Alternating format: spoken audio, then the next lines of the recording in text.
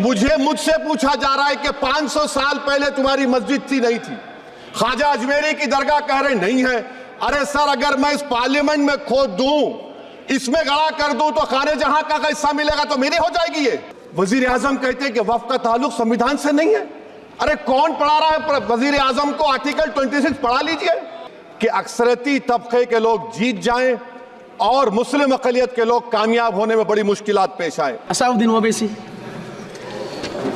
Thank you, sir.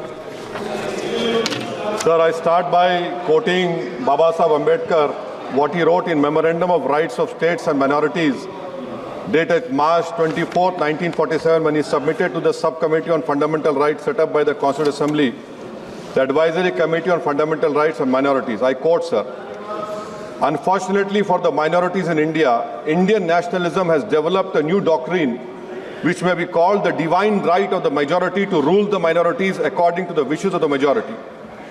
Any claim for the sharing of power by the minority is called communalism, while the monopoly of the whole power by the majority is nationalism. Guided by such political philosophy, the majority is not prepared to allow the minorities to share the political power, nor is it willing to respect any convention made in that behalf, as is evident from the repudiation of the obligation to include representation of the minority in the cabinet, contained in the instrument of instruction issued to the governors in Government of India Act 1935. Baba Saheb says under these circumstances, there is no way left but to have the rights of scheduled castes embodied in the Constitution. This is true now also. I will prove it, sir. In what Baba Saheb said 75 years ago was absolutely right. No one wants the minorities to share power. I'll give you an example, sir. In this August House 75 years ago, when Maulana Azad stood up and said that what safeguards the Muslims have before the partition, those safeguards should be given to the Muslims. That was political representation, reservation. You know what Sardar Patel instructed Mr. Abid Hussain and Begum Ezaz Rasool to censure Maulana Azad. And Maulana Azad felt claustrophobic. And Maulana Azad said that this Constituent Assembly has become a new prison for me. Maulana Azad said this in the Constituent Assembly, sir. Now what we see is that, sir, आप देख रहे हैं कि उसके बाद जो constituencies को बनाया गया, असेंबली और पार्लियामेंट की हदबंदी हुई, वो इस तरीके से उसको तरतीब दी गई कि अक्सरती तबके के लोग जीत जाएं और मुस्लिम अकलियत के लोग कामयाब होने में बड़ी मुश्किलात पेश आए। इसीलिए 2007 में सच्चर कमेटी ने कहा था, सिफारिशात में कहा कि अब जब हदबंदी होगी तो माकूल तरीके से बनाया जाए ताकि मुसलमान पार्लियामेंट और असेंबली के इलेक्शन जीत सके। मुझे नहीं मालूम कि अब नए सेंसस के बाद जब हदबंदी होगी तो उसकी सिफारिशात को रखा जाएगा या फिर मार्जिनलाइजेशन जो मुसलमानों का हो रहा है 75 साल से वो चलता रहेगा। सर, जब पार्लियामानी जमहूरियत की कामयाबी किस बुनियाद पर होती है? पार्लियामानी जमहूरियत की कामयाबी का पैमाना मैं आपको बताता हूं। Article 25, article 26, article 29, article 30, article 14, article 21, ये 4 बुनियादी राइट्स है आइन में, जिसको हम सामने रखकर मैं आपको बताऊंगा कि क्या वाकई में उन कमजोर तबकात से इंसाफ हुआ। मिसाल के तौर पर आर्टिकल 15 और 16, सर, 1950 का प्रेसिडेंशियल ऑर्डर निकला, तारीखी नाइंसाफी के खात्मे के लिए रिजर्वेशन दिया गया, तारीखी नाइंसाफी के लिए हजारों साल के जुल्म की बिना पर, मगर उनको नहीं मिला जिनका मजहब इस्लाम और मुसलमान था, जो भी उनसे भी नाइंसाफी जुल्म हुआ। दूसरी बात सर, दूसरी बात, दफा 25 में प्रोफेस कहा गया, आर्टिकल 25 टॉक्स प्रोफेस। सर, आज मेरी बेटियों को गवर्नमेंट के एजुकेशन इदारों में हिजाब पहनने से रोका जा रहा है, तो ये आर्टिकल 25 का प्रोफेस कहां तक कामयाब हुआ, ये अक्लमंद लोगों पर छोड़ता हूं। प्रैक्टिस सर, आर्टिकल 25 में अमल करना। कई रियासतों ने ऐसा कानून बना दिया कि आप ये नहीं खा सकते, आप वो नहीं खा सकते, कैटल स्लॉटर एक्ट का एक्ट बना दिया। आप बताइए कि हरियाणा, राजस्थान में पुलिस की इख्तियारात गौरक्षक को दे दिए और उन इख्तियारात का बेजा इस्तेमाल मॉब लिंचिंग में हुआ। किसका हुआ?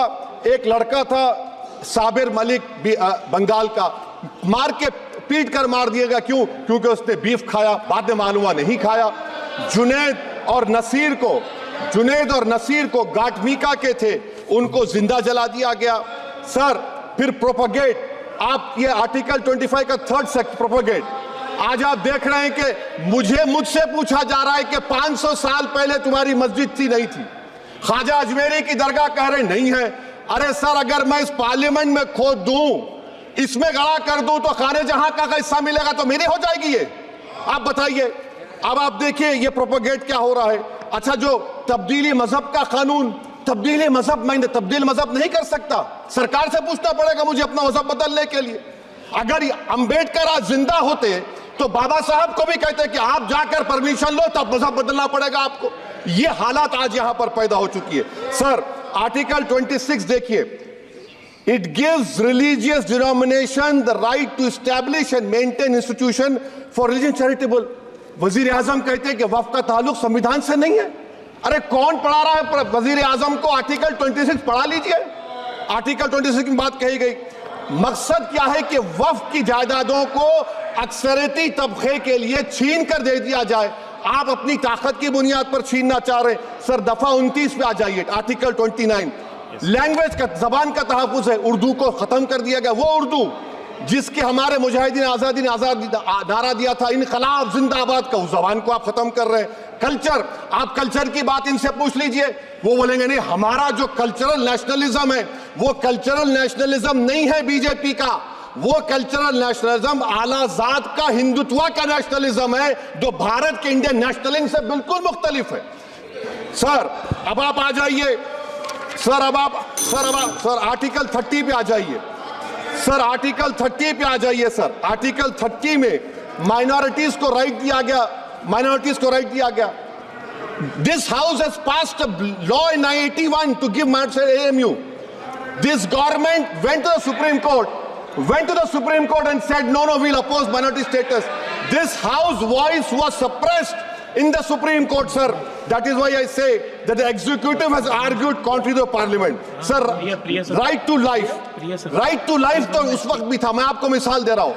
सर दिसंबर 63 में, 63 में कश्मीर में रसूलुल्लाह सल्लल्लाहु अलैहि वसल्लम के मुंह मुबारक की चोरी हुई तो पूरे देश में, sir only 2 minutes, sir, only 2.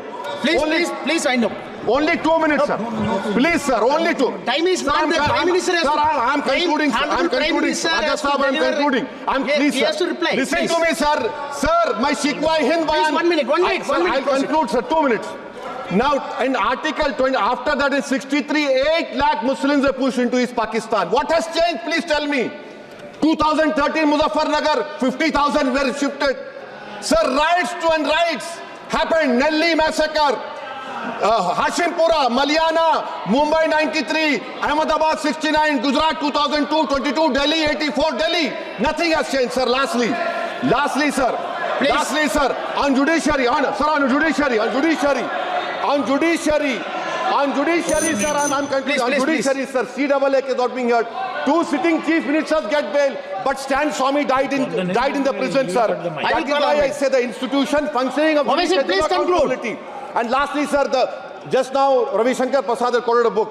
In that book, there's a Tipu Sultan also. Okay. That is, sir, I'm concluding by reciting a sher. On this I conclude, sir.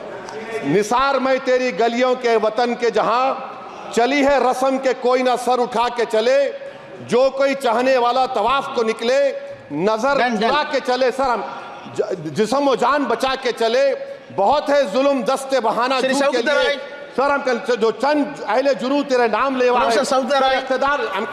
इख्तिदार की कुर्सियों पर बैठने वाले जो लोग थे और है वो इंटेलेक्चुअली डिसऑनेस्ट है। संविधान सच्चा है। जय भीम, आइन जिंदाबाद।